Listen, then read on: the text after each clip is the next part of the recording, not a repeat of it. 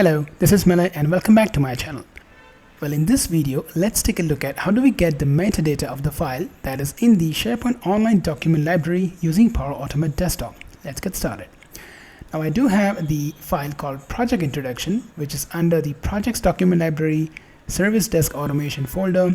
Inside that, I have a Requirement Gathering folder, and under that, I have a Project Introduction PPT. Let's get the built-in file metadata properties.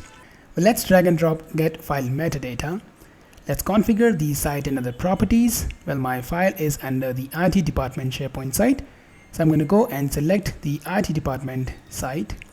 The file identifier is the actual file that we would like to get the properties for. So that will be under the folder, which is inside the projects document library.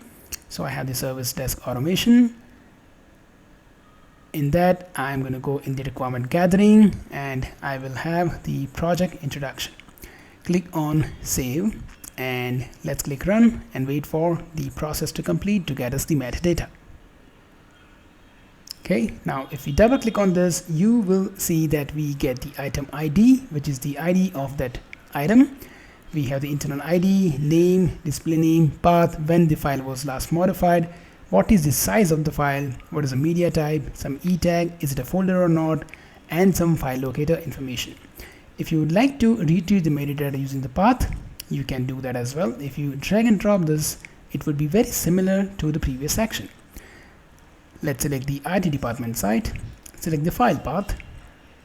It would be the same way. You can go for projects and you can select the file that you are interested in getting the data for. I'm going to go and select the service desk automation, requirement gathering, project introduction, click on save. Let me go ahead and disable this action. Let's click it so that we just have one single output variable and we can focus on that.